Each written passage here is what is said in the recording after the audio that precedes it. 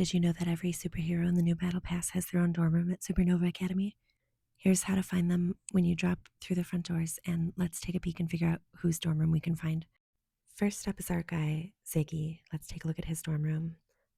First thing I found is this container of quote unquote lizard food, but listen, I've met Ziggy, and whatever's in there is not just for reptiles, if you know what I mean. He's always got a chill, kind of melted vibe. He also sleeps under a giant heat lamp on a rock, and he left a bowl of worm food on the floor. So he's definitely like the messiest of all of the kids at Supernova Academy. His room is chaotic, neutral at best. He has the laundry piling up, but also he still has a cozy vibe and offers nap tutoring. I don't know if Ziggy's passing classes, but he definitely passes the vibe check. Let's find Morgan Mist's room next. Here it is. She lives here, but absolutely does not want you to come visit. She has this Loner Society poster. Do not join. Girl, you had that custom printed. The deep red curtains and candles are giving like summoning something demons. But she does have a lot of emotions because on her bed, there's actually a little emo teddy bear here. Don't tell her I saw that. I know she sleeps with stuffed animals, and that's okay. It looks like she also is a gamer girl. So after my heart, she plays like Ravens and Regret or whatever. But one chair alone because of course she does. Let's take a look at Synthwave's room. Her room is awesome. It's got like a DJ deck and lights, and she's got this whole sound set up and bass. You can probably feel like 3 floors down. Her neighbors might hate her, but the aesthetic slaps. She's probably already been to Dead Mouse shows like 8 times every time they come onto campus. So it's a win for me.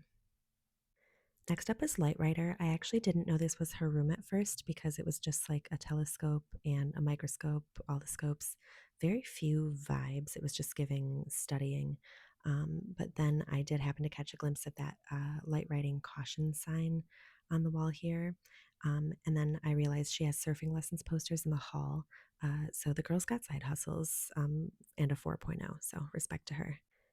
Let's peep Haley Sky's dorm room next. Her dorm is equal parts pep rally and creature feature. She's got pom poms and one of those little like cheerleader screamy horns.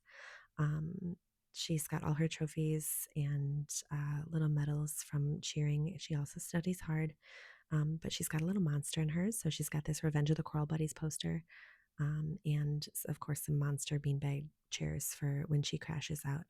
Cheer captain by day, horror queen by night. I gotta say, I love her.